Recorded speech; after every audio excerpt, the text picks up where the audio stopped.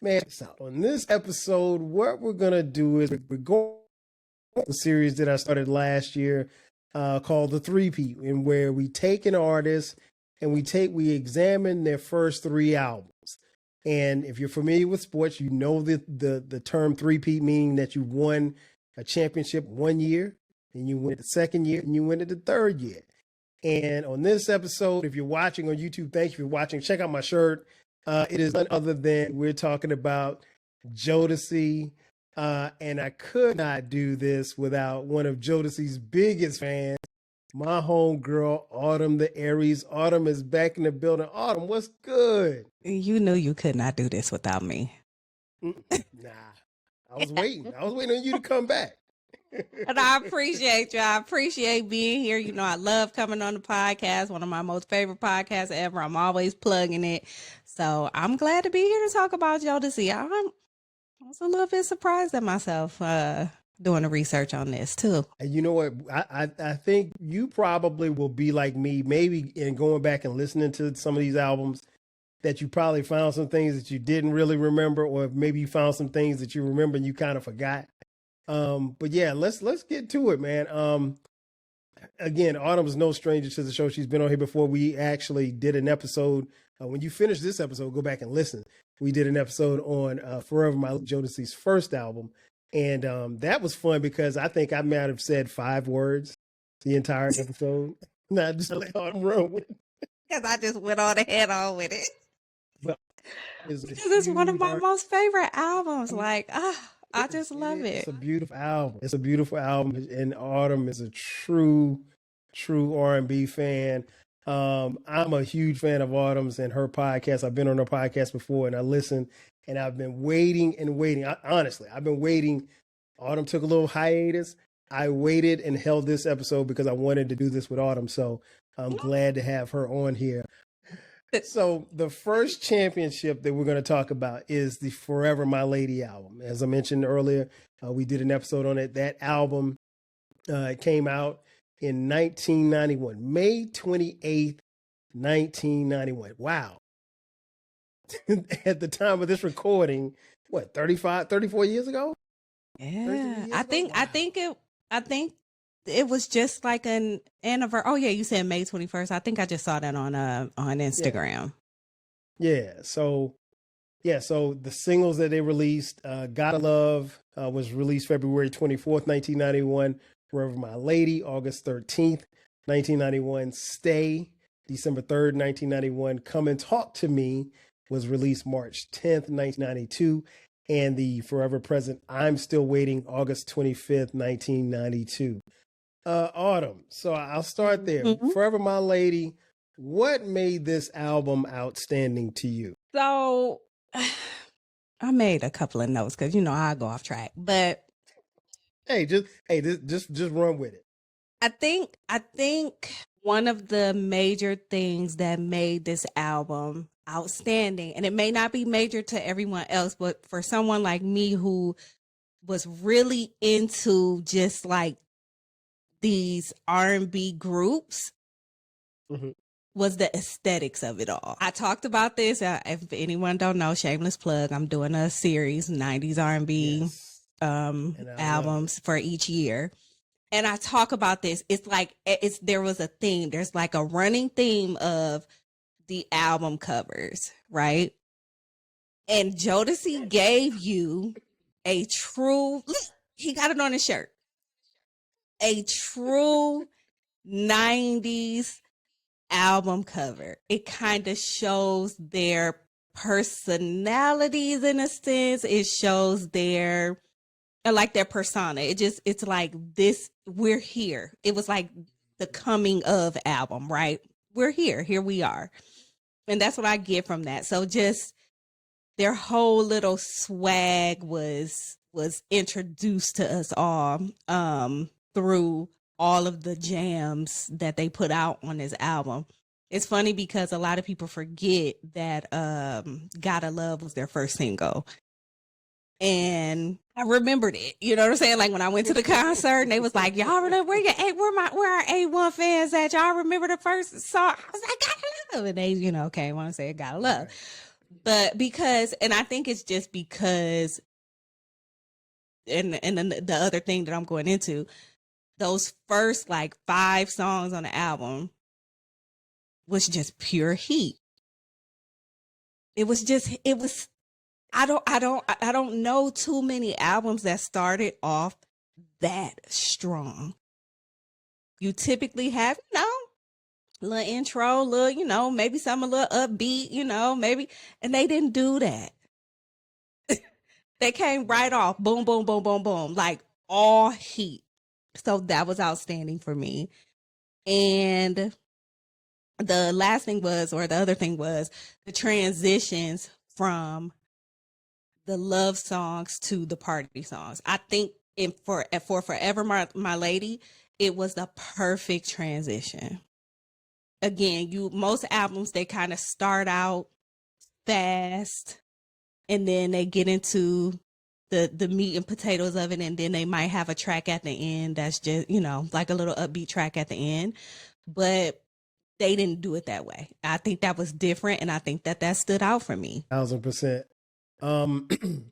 The way that, and we talked about it before, but it's worth repeating, the way this album was sequenced, for you to have starting off with 5 R&B smashes, and they're all ballads, and then you transition into the up-tempo joints basically on the back half of the album. I had never seen that before, particularly at this particular time in the 90s, because like everybody was kind of mixing things up. New Jack Swing at this particular time, again, it's 1991, very heavily influenced. But to have the album stacked like that, I thought was very, very important.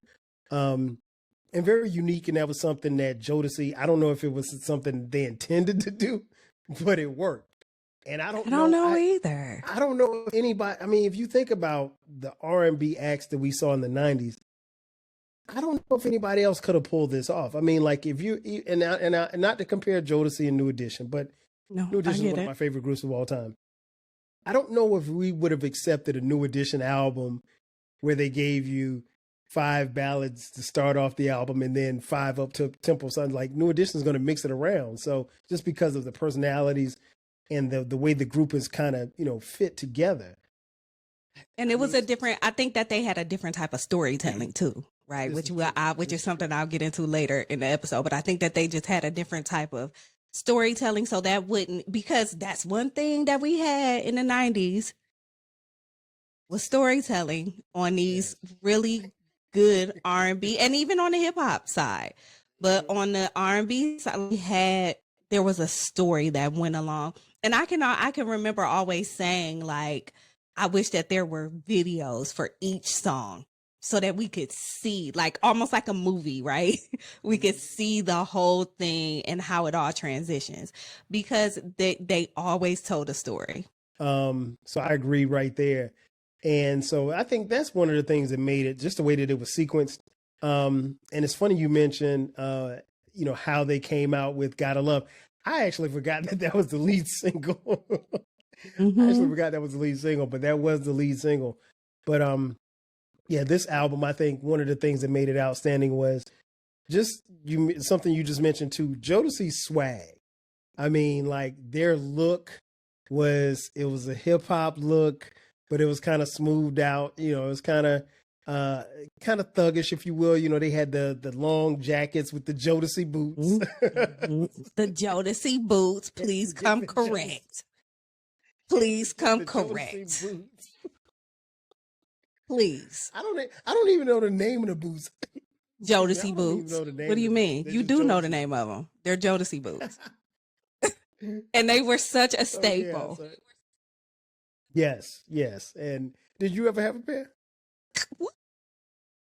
Several. Listen, I had a couple of the black ones. You know what I'm saying? I had a couple of just the regular black ones. But they started having all different colors. And then they had the clear ones. I was looking like a bozo in them clear ones because it was real bozo-ish.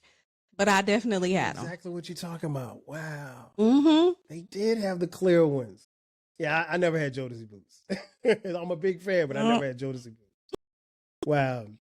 So And yeah, I would suspect that people in the South really didn't have them because, like, you know what I'm saying? Like, it's almost, I mean, not to compare it to like a Timberland boot, but, you know, it's a boot. Like, so it's like a northern thing that, you know. Right.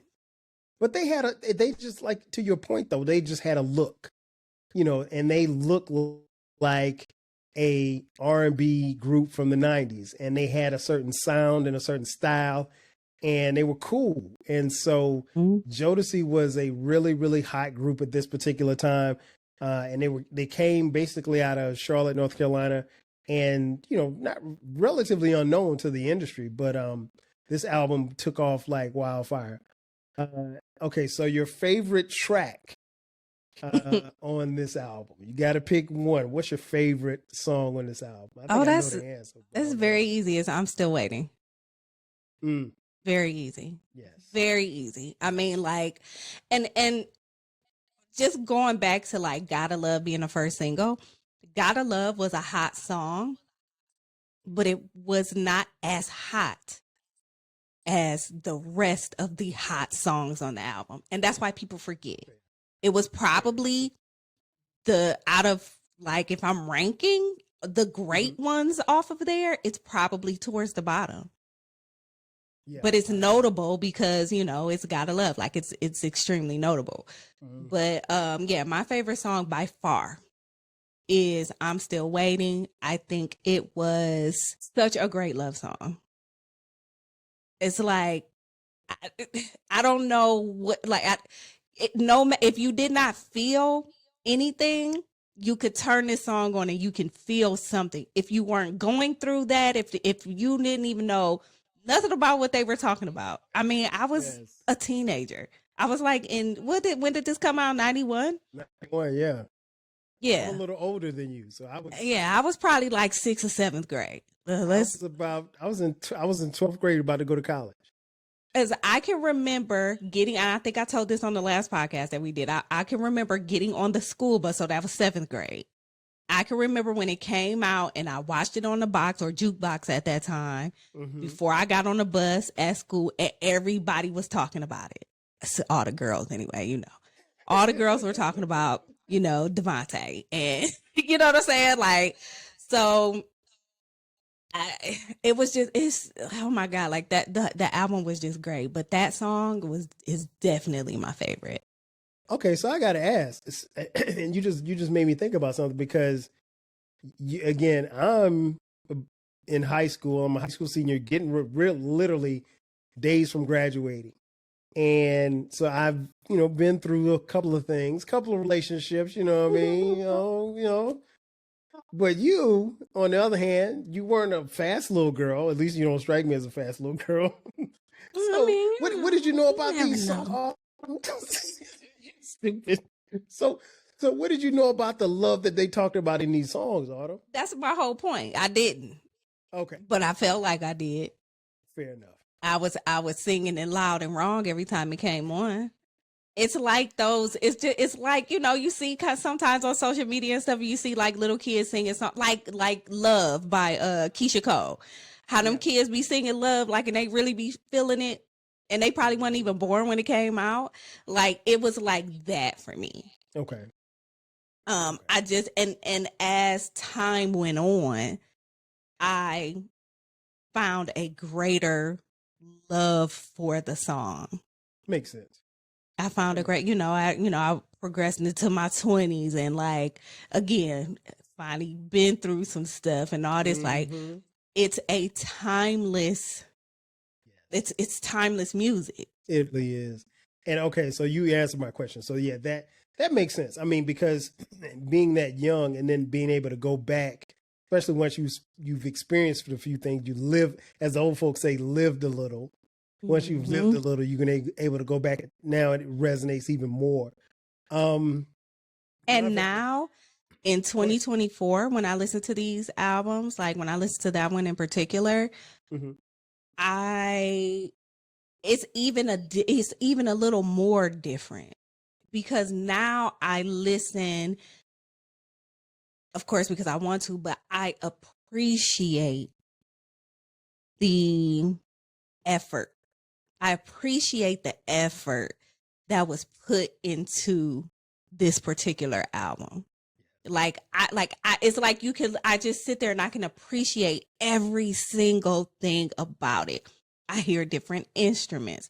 I hear Devontae say different things in the back. I hear Dalvin every blue moon. Like, he was just there sometimes, you didn't, because he was a writer, you know what I mean? He was more of a writer, but he was also a face.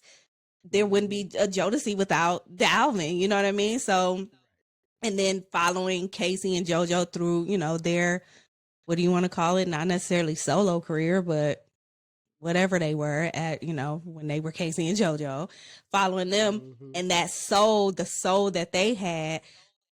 It's just, now I listen to it and I be like, doing that, what I'm like, I have to rewind and I have to go back and listen to it again. Like, oh my God, listen to these vocals, like listen to them, listen to this, listen to what they're saying in the song.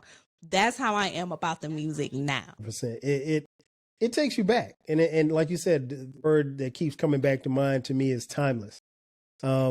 It definitely is a time capsule, and it's feel good music too. And I mean, like I said, this was something new for us because at least to me, Jodeci, they had fallen out of the sky. I had never heard of them before, and then here they come with this album.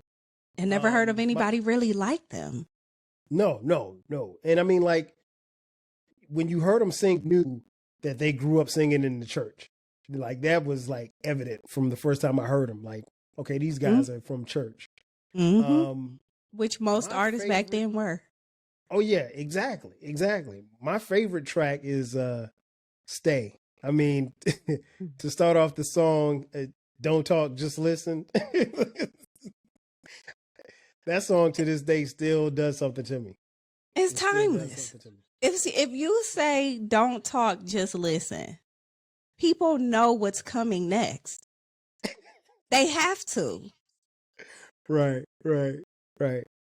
Yeah, and I told you before, one of my other favorite songs was Times We Share. I love that song. Like, when you talk about feel good music, Times We Share, like, if you really just turn that song on today, it's such a bop.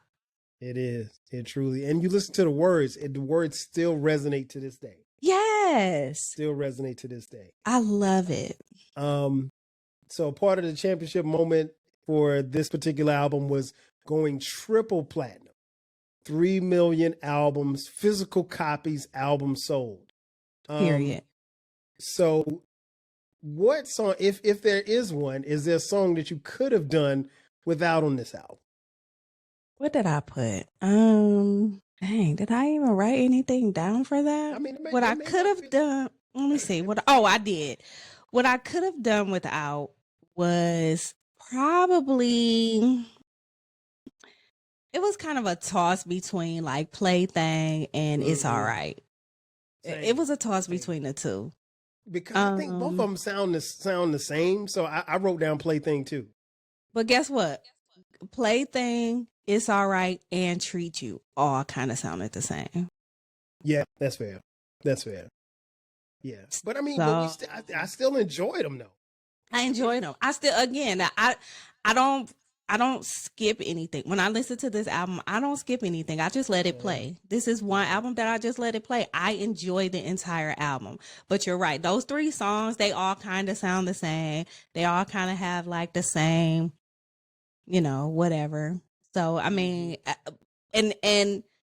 but think about it. The rest of the album is all heat. Yeah. All heat. Because even Plaything doesn't sound like Times We Share. Treat You doesn't sound like Times We Share. It's All Right doesn't sound like Times We Share. Nope. So even if I take Plaything or It's All Right, if I took, you still an album with Times We Share. So to me, it's still a win-win. They had a decent interlude. They had a decent interlude on there. I mean, like, it was a complete R&B album for me. A complete 90s R&B album for me. So the last question of this particular championship, how did this album impact you? I feel like and I'm not even going to just speak for me. I'm going to speak for probably a lot of people when I say I feel like it impacted how we viewed R&B male R&B groups going forward. Because again, we had New Edition. You know what I'm saying? Like but Jodeci was different. Mm-hmm. And they were different enough to kind of a little bit even be copied a little bit. Because if you think about a group like Jagged Edge, does their style, not necessarily their vocals, and maybe not even necessarily their songs, but their style. Their style mimicked Jodeci to me. Definitely. So I think that they just I think the impact was, okay, what's whatever the next group is, they better be as good as Jodeci. That's how I looked at it. Facts. I agree. I think the impact was they showed in this album, one, that you don't have to come from, New York or LA or someplace big. And I think also that they set a standard that, to your point, that we would see going forward, from Jagged Edge to 112, you talked about the other night on your podcast. Those groups like that going forward, to Drew Hill, they were R&B Silk, R&B groups, but they had a little street edge to it. Black Street, a little bit further down the line. Jodeci set that kind of barometer as far as that measuring stick, as far as where you wanted to be and what you wanted to look and sound like. How it impacted me, I think, just from me and my friends, I think this was like a love street album, a street love album. And I think particularly as we were kind of growing into our adolescence, this was a soundtrack for us. This was a soundtrack where we were, like I said, in high school.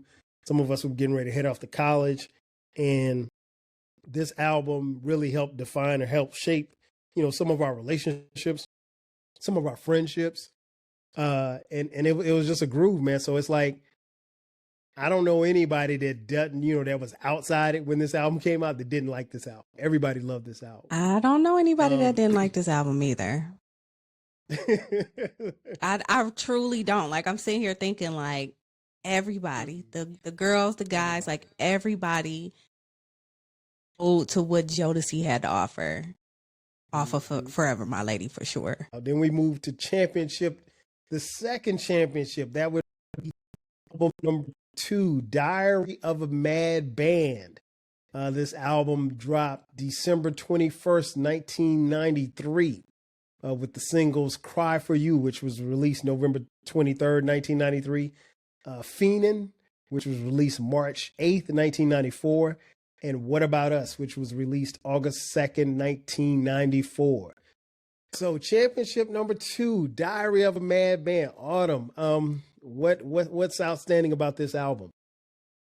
Again, kind of same as the first. They came out swinging. My Heart Belongs to You was the first song on there. That was the first one. Number 1. This is the first one. Yep. Out the gate. Like, and I think it's bold too. Let's talk about that. I think it was more of a bold move. It's like, I don't know what they were thinking, because again, people don't do that. It's like, and remember, because tapes were still out then too. I mean, I think you probably could get a CD around that time, but tapes were still out too. So you had A side and B side. So you have to make sure that people are turning to the B side to listen to some of this stuff. And, if you were a Jodeci fan, you most definitely were turning to the B side. But I think that was the most outstanding for me. The other thing was the features. You had just a short little snippet from Wendy Williams on there in one of the little interview that they were doing. And then you had songs with Missy and Timberland and Redman. So like, even though the features, the songs that had the features on there weren't necessarily my favorites, but people were listening to them. They were smart about it. And they got these people who, okay, Missy and Timberland back then, Redman was probably a little bit more well known than they were, I feel like, at the time. But Missy and Timberland were kind of, they were there, but I feel like they were still kind of up and coming. Like they were kind of in the background of things or something like that. Like I don't remember them so much more back then than I did when they, when Missy actually was like dropping music. Like this was probably around the time when she was in like one of the groups that she was in or something, you know what I mean? Like it was very, very early in their career. But whoever, the producers behind this album saw the potential. And I think that people probably don't even realize that they had these heavy hitters, these people that are complete heavy hitters now on their album. So I thought that was a good move for them. So that was the stuff for me. Oh, and also again the aesthetics of the album. So this was the album what it was like kind of like reddish in the background or orange. You know what I'm saying? Devontae got his shirt off per usual. I think Dalvin did too. Let me look. They was giving it to you. You had Casey. You had Casey kind of staring off into because he's thinking about, how he about to sing this song, how he about to really bring the funk. And then you had JoJo just being JoJo. He just be there sometimes. Like I just feel like he just be there. But getting ready. Like, I mean, it was just, again, another thing that they kind of set the tone with. And was like, okay, we about to bring y'all some more heat. What y'all got? Like, that's how I felt like they presented themselves. Like, they knew they were the ish. Like, I just feel like they just knew it. So I think those are the three things for me. Yeah, I think, well, actually, I want to go back to something you said a little earlier as far as like the tape, the A side and B side. For those of you listening, especially you younger folk who weren't around, we used to have cassette tapes. And so you had a side and a B side. So on Jodeci, if you didn't buy Jodeci's album via CD, and I want to say I have For Wherever My Lady, I know I had the cassette tape first, and then I got the CD later on. So the A side was the ballads, and the B side was up tempo joints. But going back to Diary of a Mad Band, I think one of the things that stood out to me was like there was a consensus of fans who really weren't sure as to how they were going to outdo what they had done before. You had the quote unquote sophomore jinx, right? And there was a lot of skepticism as to how this album was going to look and how it was going to sound and how it was going to feel. And it didn't disappoint at all. And to your point, to lead the album with My Heart Belongs to You, which sounds like a song that could have been on the first album. So you get the A side of the, Forever My Lady, then of the ballads, then you get the B side of Forever My Lady, which is the up tempo joints, and then you come back to the A side of Diary of a Mad Band, and you're starting it off with a ballad, and it's like, wait a minute, and My Heart Belongs to You is a smoker, and so like this is a wedding song. This is a wedding song that people still use in 2024 to this day. And so it's never going anywhere. No, hell no. So never. I mean, like, so for that joint to come out like that, and for them to come out the gate like that, I thought was major. And I think, like I said, we all thought, not that you think that somebody's going to have the sophomore jinx, but you're just not sure. And there's some time in between the albums, obviously, because they, toured and everything like that. And then they started working on the next album. And One of the things I think that stood out in this particular album was Devontae's production. Now he produced a lot on the first album, but this album right here, as the folks say, he was in his bag for real. I mean, like this was Devontae's swing. He was in his bag for real. It was crazy. So like, I really, really love this album from start to finish. The features weren't too many, you know, and I really appreciated Redman. I like the fact that they, you know, went and got Missy and Timberland because they had worked with them, you know, early in their careers before they really even took off. Yep. But this album just flows. It's an hour long. Even going back listening to it again as we got ready to do this, you know, this review, it doesn't even feel like it's an hour. Excuse me. It doesn't even feel like it's an hour. You know, it just flows, and I really, really love listening to this album. What else? Something else that was outstanding I think about this album was they didn't give up on the edge that they had, like the edge of presenting themselves as, because now they kind of, even with the title, they're kind of leaning in on it. Diary of a Mad Band. Like, okay, we're some wild. You didn't see us wilding out initially because we were just new. Now we've getting our feet wet. We got our feet wet. We've toured. We've seen it. We've kind of lived the rock star life. Now we're gonna sing about it and show you how we got down, you know, in the time since the last time you saw us and heard us. And I think then they said, I'm gonna go ahead and let me tell y'all how I've been fiending. That's what did it. That's when you think of Jodeci. Is that not one of the first songs that you think about? Fiending? They said, oh, we're going to get in this here bag. It's time for this. Because they was loving on us in Forever My Lady. Take my money, my house and my car. For what bit of you. You can have it all. Every bit of it, all of it? Listen. If it's that good, that's scary. Listen. That is scary. But I mean, fiending, because look, like fiending was one of them words that, you know what I'm saying? You know, we talked about what, like dope fiends, right? Mm-hmm. Talked about fiends, like we talked about fiend, you know, and for somebody to just like put that into a song, like make it a whole like song about fiending for something. You got me fiending. Yeah. Girl, I'm fiending for you. It was amazing. I can't leave you alone.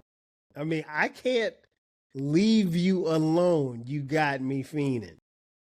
Man, listen. It almost sounded a little stalkerish. Just a little bit, almost sound a little, you know what I mean? It almost sounded a little like, all right, y'all. I never really thought about it like that, but you could be right. If you just, you know what I mean? Like, I can't leave you alone. Well, what if I told you to? I'm not going to, because you're Jodeci.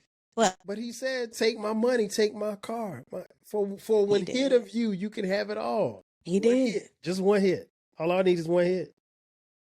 So it's like the whole, like, it's you know, it's like the, I can't even think of the name, what we call it. But, you know, when you have one thing and you compare it to another. So again, it's like a hit, like when we talked about fiend, we talked about crack, like crack fiend. That's what dope fiend. That's what we said. So that's what they made it into. Like analogy, is that what I'm thinking of? For one hit of you, like, I mean, it was dope. Right. So what is your favorite track on this album? My favorite track on this album is My Heart Belongs to You, because I felt like, and I had to go back. I had to, you know, take a look at a couple of them, right? But I think it's because it gave me Forever My Lady vibes. That's what it gave. Like, it literally felt like we were continuing on and still listening to the Forever My Lady album. I think it was impactful for me. Like that's what that song did for me. It was just like they did it again. They did it again. Right. And that's not and I'm not necessarily like comparing it bar for bar, word for word to Forever My Lady, because Forever My Lady is just one of those songs that you just can't, like, it just means so many things to so many different people. It's such a big deal. But My Heart Belongs to You, it was just like they're carrying on time. It's like they're still feeling, they're still loving. Like it's my favorite. Okay. I love Cry for You. I think they played it out. You think so? They played it out. Yes, Cry for You. I didn't get tired of Cry for You. I didn't. I don't know why. I did. I might be in a minority, but I didn't. I think they played it out. My favorite is What About Us. I love What About Us. Man, I could play that. I love that song. And over and over and over again. I just love that. The beat. I mean, like I said, Devontae just he crushed it, and it was just a bop, man. And I just remember that's one of the joints that I remember playing in the car, and just riding on campus, playing it in my car, and just really, really vibing to it. And so it always brings back, it always puts a smile on my face when I hear it. So I love this. It really is a jam. Album. Yeah, it's a jam. It is a jam, and it still jams to this day. You can put it on, and it does. You're gonna bop the whole way. It does. Yep. Yeah, I love this album through and through. So is there a track that you could have done without on this album? As much as I liked the interlude, the hotline interlude, Jodeci hotline, like after that Success, I feel like something else could have came after that.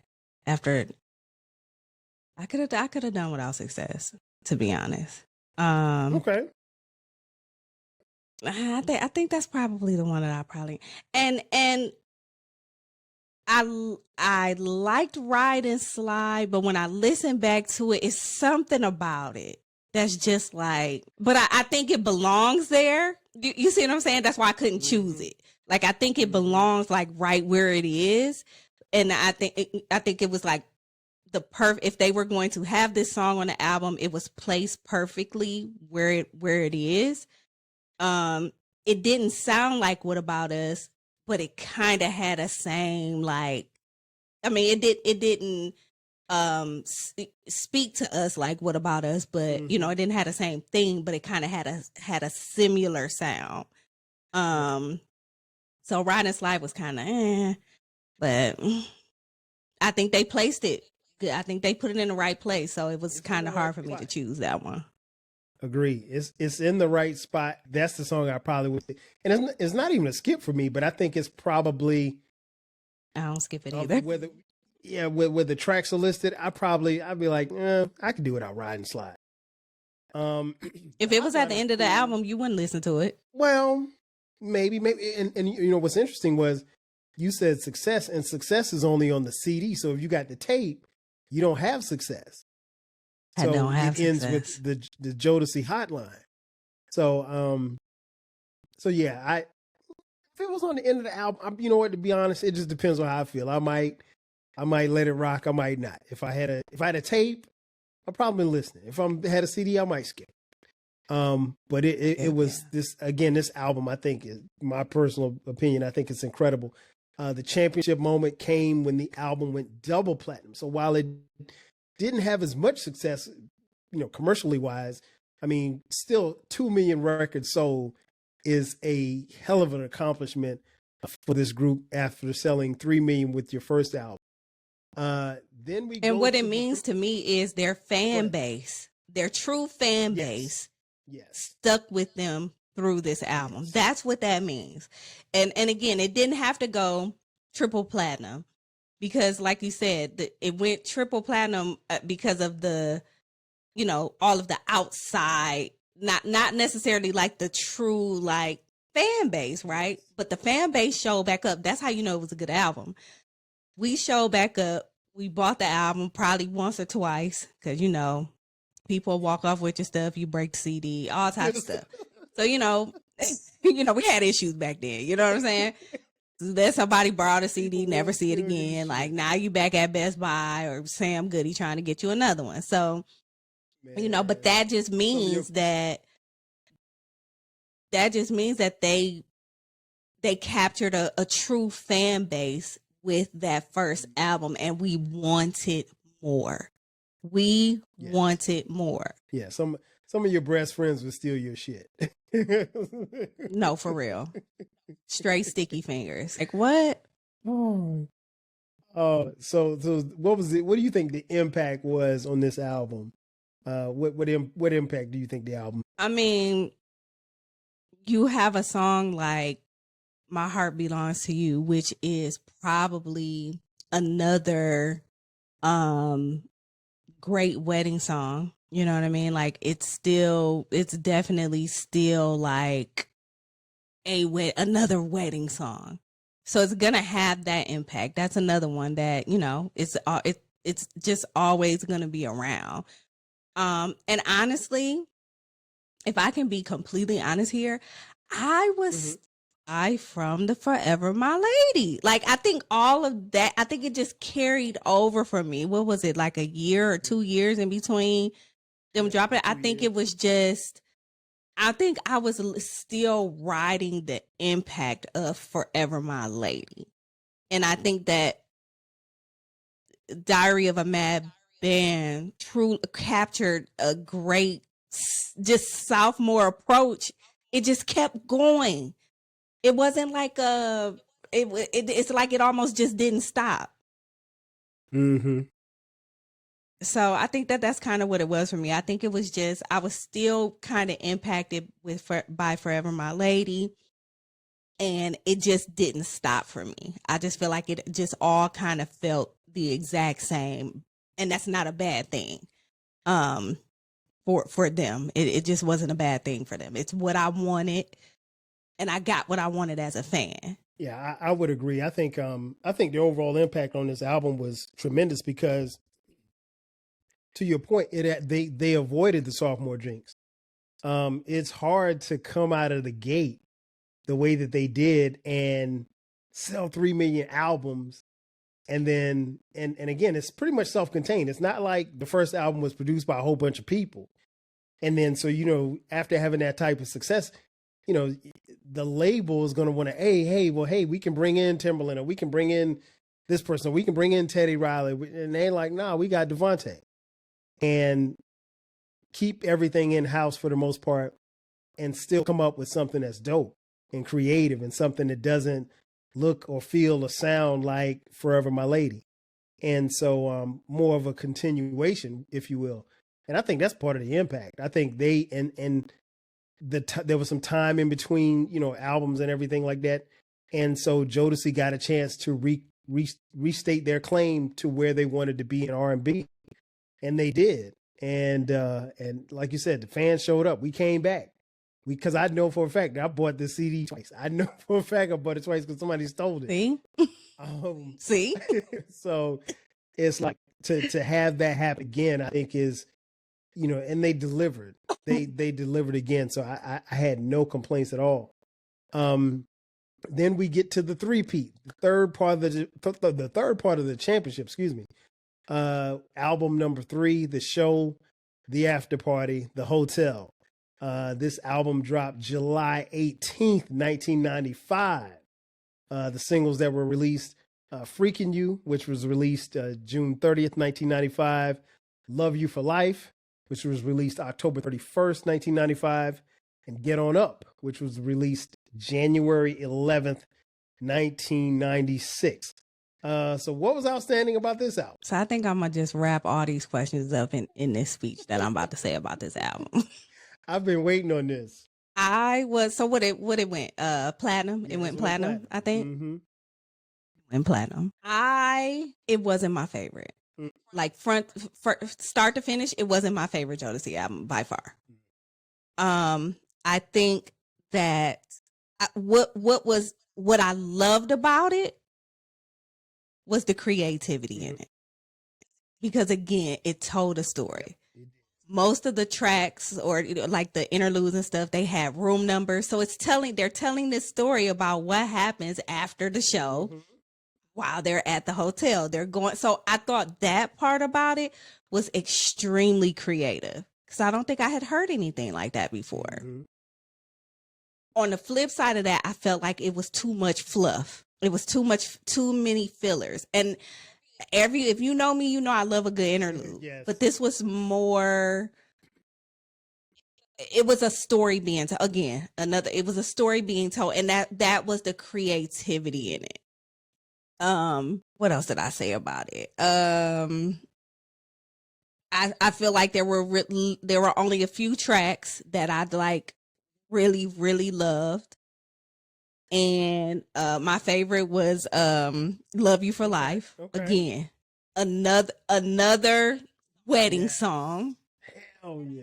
And I think was Love You for Life, and I always do this. I think that was the one that had T-Boz in the didn't they do like a wedding scene or something like that in a video? I can't remember. But Love You for Life was oh my God. Like, it was one of those. It was what you would expect from Jodeci. It was 100% what you would expect from Jodeci. You had your Get On Up, which was your up tempo, which was like your Times We Share, which was like your kind of like your What About Us? Like, you know what I mean? Like, it was this up tempo kind of. And it was in the soundtrack, right? Because I always feel like I think about Martin. You know what? Martin Lawrence. I don't know. I had to ask myself that too when I first started going back. I was like, was that in a soundtrack or something? I feel like it was in some movie that Martin was in. I don't know. I could be just tripping, but I feel like it was on a soundtrack, like because it's a cookout song. Okay. You know what I'm saying? Like, it's a cookout song. It's like one of them saying you see Unc on the grill. You see, you know what I mean? Like, when you listen to it, this is what I'm thinking about. I'm thinking about summertime. You know, it paints a picture for me. Everybody get on up. Let's have a good time. We're happy. We're here. You know, we're above ground. We're not below it. It gives me those type of vibes. Like, we're going to be happy today. This is what this is. And then you had your Freaking You. Cause again, okay. When I think of Jodeci, I think of them as 90s sex symbols, even though like Casey and JoJo weren't like, you know what I'm saying? Like, people didn't feel like they were they were like super great on the eyes. They didn't feel like that. They didn't. I'm just saying what it was. Like, I understood Jodeci for who they were. I'm gonna just put that there. You had Casey and JoJo, and you had Devontae and Dalvin. I understood the assignment 100%. You see what I'm saying? Like, Devontae Swing was a sex symbol. So when you get to songs like Freaking You, I get it. When you get to songs like Love You for Life, come on, Casey, come on up to the mic. You're up. You understand what I'm saying? Like, everybody had a place. And people, again, they talk about Dalvin all the time, but y'all, Dalvin had a place in Jodeci. He did. So I don't know. I think this album was just, I don't know what was going on behind the scenes at the time, but I feel like, and this was probably because like right after this is when they kind of JoJo went to do their own thing, maybe. I think they kind of went solo a little bit, and that's, things kind of went awry, if you will. I just think that I almost feel like they had like a contract to fulfill, and this is how they fulfilled it. And although they had a select few bangers, very memorable songs that, again, I associate with Jodeci. Like, if I'm thinking of Jodeci, I think of these songs. Very big hits in my opinion. The rest of the album was really just a lot of fluff. It just was. And that's coming from a true Jodeci fan. Like, I'm not going to sit and listen to that whole album. I'm not. You know what? I am that. That's one of the reasons why I was so glad to have you, because I was like, I gotta hear what Autumn has to say about this album. Because when I went back and listened to it, and I've said this about other albums, like sometimes the albums that we listen to, like we go back and we listen to them again, and we realize maybe we didn't like them as much as we thought, or maybe we liked them back then a lot more than we like them now, or maybe they weren't as good as we remembered them to be. And so even The playback value, replay value is just not great. It's like I was listening, I was like, you know what, this don't really sound like a 3-piece, because I was like, this third, and I remember this album. Here's what I'll say about this album: the highs are very high. Get On Up is, like you said, a cookout joint. It is a feel good song. Love You for Life is a ballad, and I did check T-Boz is in the video. She got married to Dalvin in the video. Freaking You is a Jodeci banger. The Freaking You remix is one of my favorite. Oh my God. My favorite remixes. Shout out to Ghostface and Raekwon. But it's outside of that. Like I said, the highs are high, the lows are really low, and it's like you listen to this album, and it's just not as good as the other two. If this were Jodeci's first album, then you could say, okay, hey, they got something to build on or whatever. They got some things they can correct. I will agree with you that the idea of the theme, they stayed within that idea of the theme of, this is how it happens, and it goes into, the album title, the show, the after party in the hotel. So they stay in step with that, but the songs really all over the place. Sexually. I think that was the most creative thing about it. Like, I think that just like the tracks were named, the room numbers, like I thought that was neat. Like, I thought that was okay. This is what we be doing. Right. This is what we room hopping. Like, you go to a hotel after an event, like, and if it's a big enough event, there's a lot of people there. So you're going, and so they're just telling a story, but it was too much story, not enough great music. Yeah. From what, as to what I would expect from them. So the only thing that I could think of listening back to this was, what was going on then? A lot. What was going on to where they just literally had to throw an album together? Because that's what it feels like to me. Yeah, and this album is 68 minutes, 45 seconds, and it's 22 tracks, including interludes. So, I mean, and I remember when I bought the album, because I bought the CD, and I remember looking at it, and I saw track 15, and it said DJ Don Jeremy, and I thought about Ron Jeremy, the porn star. I was like, nah.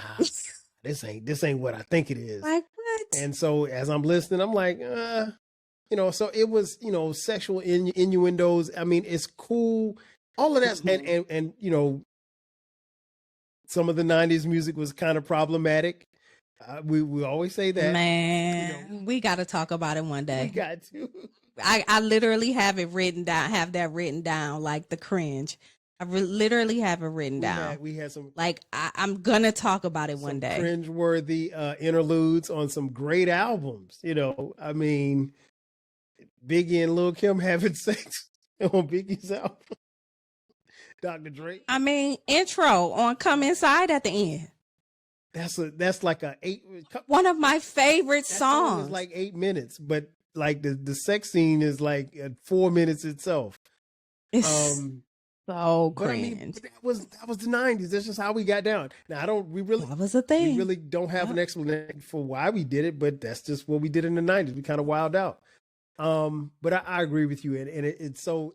I think it was one of those things that it kind of played into, again, the sex appeal of it all, because you wanted to get people's attention however you could. We knew, so way back then we were saying, just like we say now, sex sells, right? So I think that they were just trying to, pull that part into it. Like, yeah, we can sing, yeah, we can dance, yeah, we can dress, we got a style, but we also have this massive sex appeal. But they could have done that, in my opinion, without the huffing and puffing on the tracks. They could have. Because I feel because Jodeci has some too. Yeah. I'm pretty sure. I'm almost positive they did. Maybe at the album before this one. Right. So I think my favorite track is probably "Can You." That track I could have done without. I mean, take it because I could have done without most. That's what I'm saying. It was. I could have done. It's a whole lot. I mean, because I feel like it was what 1, 2. I feel like it was 3 songs. Yeah, it was 3 tracks out of 22. Yeah, it was. That's pretty much what it was. Like it was, and I mean, they to their credit, they stayed in step with the theme, but it was just a little bit too much of that. And I don't even know how fans received it, but I mean, it went platinum. So I mean, it I guess it did something. Do you know what those were the fans coming back from Wherever My Lady and that was us. We went and we bought it and we just didn't buy it again. Is what happened. Yeah, because this was the last Jodeci album that I bought. Same. What do you think the impact of this album, or if there was an impact? I don't know if there was an impact, to be honest. Again, because I literally, I mean, even though I feel like they may have taken some time with the creative part of it, I still just feel like it was thrown together. Like, I feel like they could have done much better. They could have, but something had to be going on in that camp. Something had to be.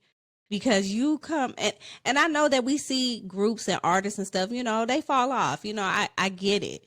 But we're talking about a group that is touring in 2023, 2024, that's had a residency in Vegas for a short time. Like, we're talking about, and this is all off based on the first 2 albums and these 3 songs.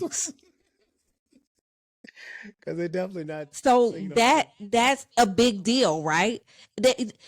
Okay, like I think about Boys and Men. They had a residency, didn't they, in Vegas? Mm-hmm.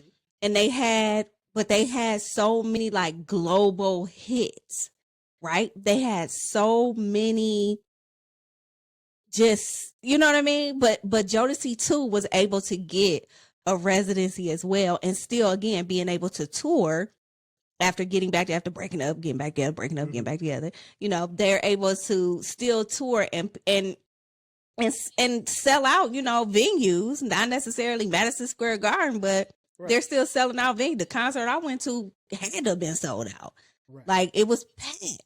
So people are still coming to see them this day, but it was based off of those first 2 albums and these 3 songs, and sprinkled in a couple of Casey and JoJo. I agree 1,000%. I think it's I think there was some impact, but I maybe there's a documentary, maybe there's a biopic that's coming in years.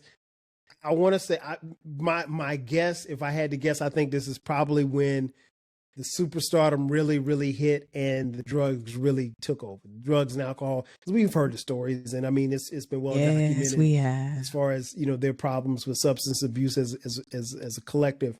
All of them, yeah. So, and I remember hearing things and then seeing them in concert. I saw them at Chastain Park here in Atlanta. This was years ago. I want to say it's like 2006, I think. And KC was probably about as big as his pen. I mean, like, he was rail thin, and I remember he got on his bodyguard's shoulder. And I see the clips. And he ate the chicken.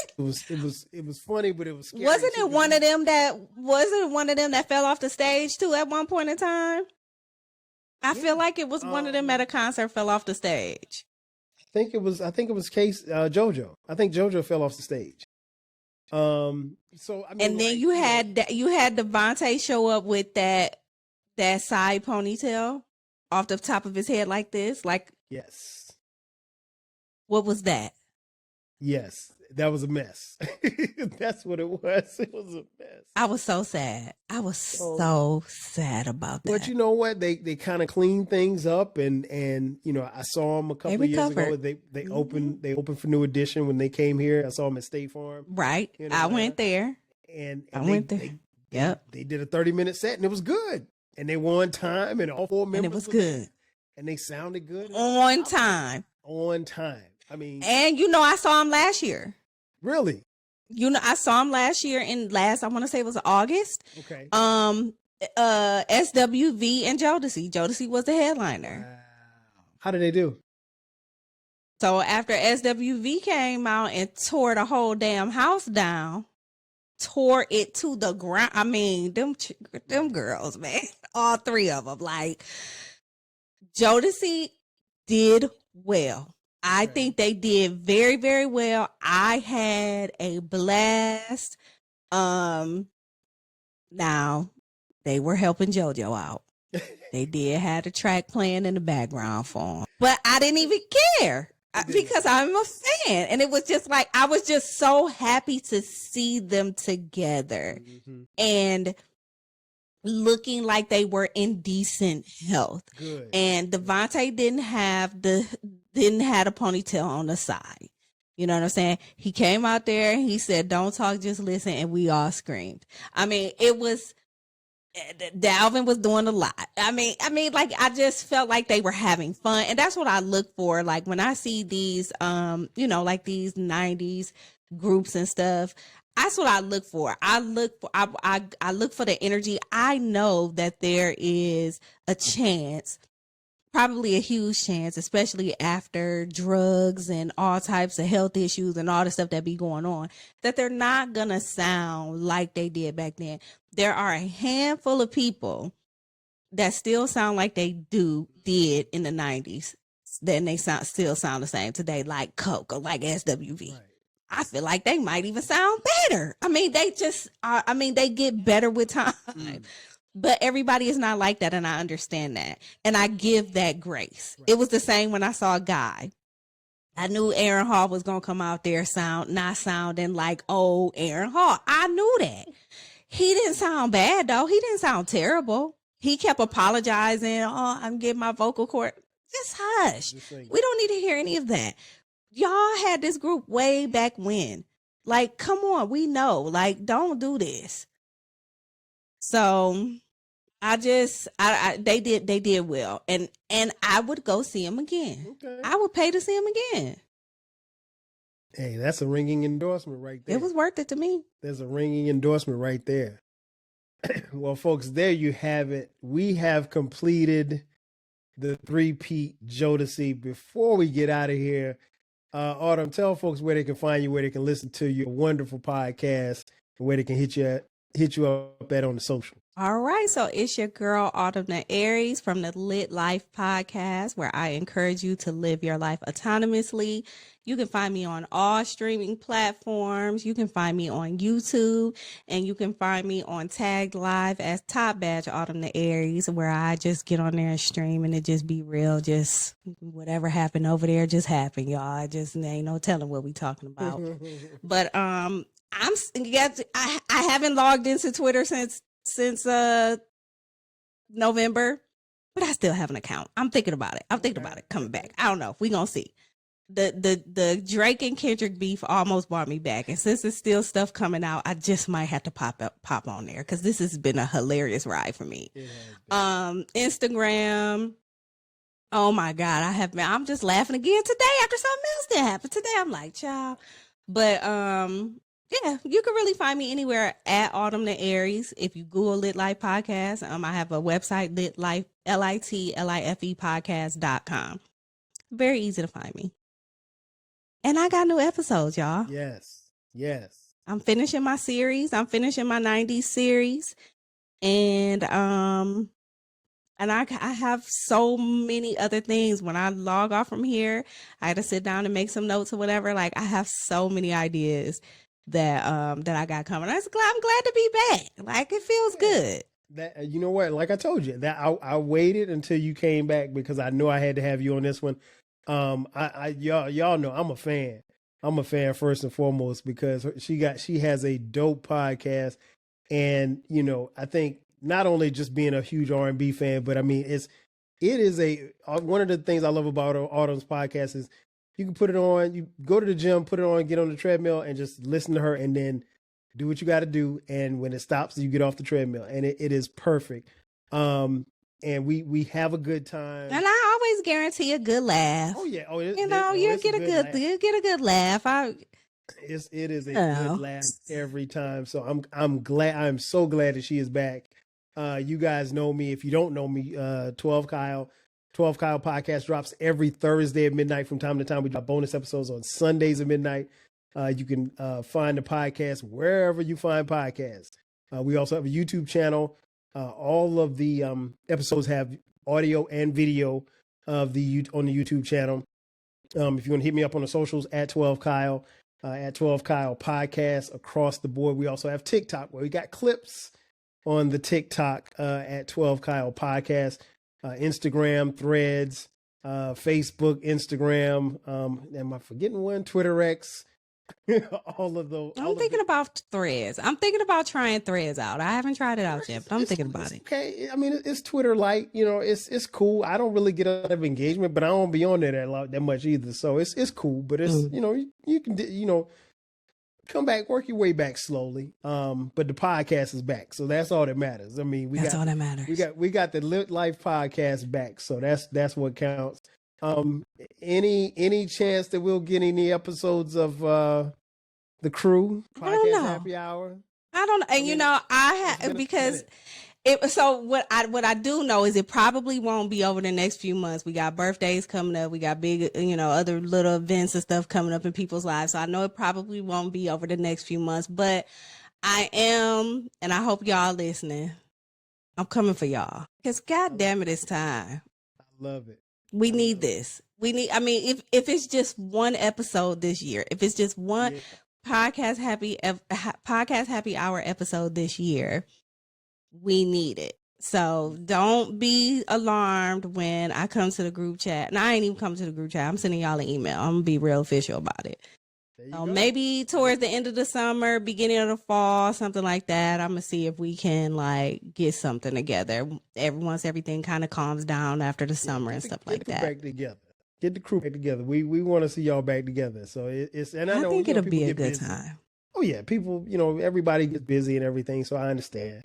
Also, guys, if you haven't figured it out, make sure that you check the link in the description box. We do have merch, and Autumn, thank you again for purchasing. She purchased a cup as well as a t-shirt. I really, really appreciate that. And if you want to donate to the podcast financially, $TWELVEKYLE. And I love my coffee mug. Hey, you know what? I need to get one. I don't even have one myself. Look at you slipping. I know, right? That's going to do it for us. So for my girl, Autumn the Aries, I am your boy, 12 Kyle, and this has been another edition of the 12 Kyle podcast, the Jodeci 3-peat. Again, thank you again for checking out the podcast. We'll catch you guys next time. 5G. Peace.